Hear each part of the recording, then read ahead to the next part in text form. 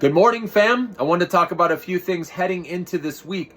So we have the one big beautiful bill, which there's been a procedural vote that has passed. This is not a final vote, but this is just where they're testing the waters to see if they have enough votes from, the Republicans in the Senate. And so far they do. So they may have a final vote here early this week. So that could potentially move the market. Okay, that could be a catalyst. Also, people have been talking about the golden cross, where the 50-day moving average crosses above the 200-day moving average, and it's a bullish signal, okay? But never has this happened in many years where it's been at a high RSI, where it's overbought, on the monthly. But it's going to be interesting to see how this plays out, because I do believe there'll be some sort of pullback or consolidation, or maybe we move sideways. But a golden cross is bullish over the long term, where we could keep rallying, especially now that we broke out to all-time highs. Just know that with the tariffs, it's possible that the Trump administration extends the pause. You know how the tariff deadlines is supposed to end on July 9th. It's likely that they're going to extend that, okay? So that's just going to kick the can down the road again, and they'll keep doing that most likely until they get, deals worked out. Japan, I guess, is talking to the White House right now. So I think over time, like I said, we'll get past the tariff talk. It'll become a thing of the past, but I know, we know that this could filter into higher inflation, right, and all that. But I think in the end, it'll be transitory, if anything, and that inflation won't stay high unless we do start to see, obviously PCE inflation, core inflation started to tick higher again, right? And obviously if oil prices remain elevated, it could go up in the meantime, but I do believe it'll eventually fall back down, okay? So I won't look too much into that, guys, okay? I know it's hard not to. And also like GDP, these numbers that have come out, obviously this was skewed because of, right, front loading of, companies buying a lot of stuff before the tariff deadlines and all that. So the numbers are going to be out of whack. But the moral of the story here, guys, is dips are being bought in this market. And this can, now with the golden cross, it is possible that stocks, can go higher. Don't expect it to go higher without dips though, right? Because of RSI being high, we have to work off those overbought levels from time to time. So there are periods where we could go sideways. Maybe now after we just hit all-time highs, maybe we rally for a bit and then go sideways or slightly down. But just know, keep the big picture. AI-related stocks, guys, the big theme names, dips are going to keep getting bought. And of course, I'm going to alert you on this, okay? Also, the nice thing is, I'm going to be putting out videos each morning, letting you know the high-volume stocks, the hot stocks of the day. And this is going to be stocks most likely that have positive news of why they're moving. And so again, for you day traders or scalp traders, you can play these quickly, get in and out.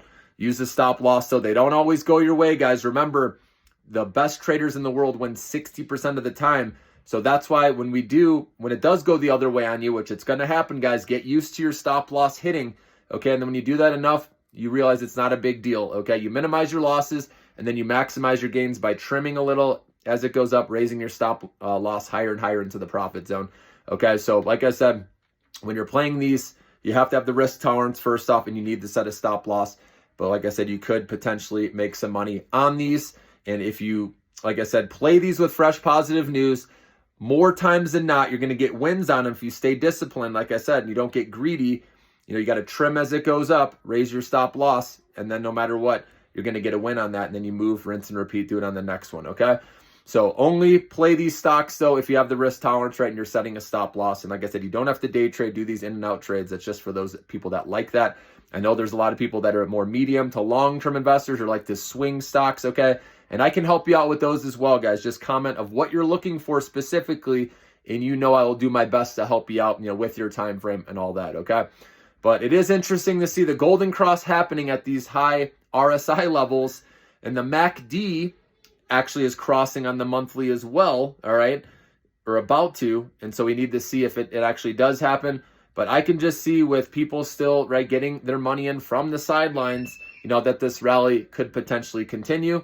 And so, like I said, with this bill being passed, that could potentially be a catalyst. But you're going to hear, the back and forth because there's negative stuff in the bill, right? Like, for example, if it passes, the solar stocks have already been hit hard because of this. So obviously, if for some reason it didn't pass, right, the bill, then solar stocks would probably rebound a little bit. But really, I'm seeing from this bill, like industrials, communication stocks, you can really just Google it and see. Gemini, right, will tell you if you type in what stocks benefit from or what sectors benefit from one big beautiful bill, it will tell you, And so I'm waiting for fresh positive news though with companies, because you never know how much of this is already priced in, right? Because we know this going in, what's in this bill for the most part. I mean, they are obviously making some little changes here and there, okay? So it can, affect stocks positively or negatively if it gets passed, okay? But I'm waiting to see momentum, some stocks with fresh positive news to have confidence that they're going to go higher, okay? And of course, that's what I'll be alerting you on, each morning. A lot of these are going to be higher risk stocks, as you know. And obviously, if we get a big pullback, right, in our long-term accounts, like I said, we're being patient because a lot of us bought, remember, in April, May on that big dip. So we don't need to rush into adding into our Millionaire Maker portfolio until we get those opportunities. And again, I will alert you, there are some still good opportunities still, which I let you guys know in other videos, which ones I think are still undervalued or haven't caught the rally as much as some others. So I'll keep you posted, guys, but I just wanted to share my thoughts with you guys going into this week and what you guys have commented on recently.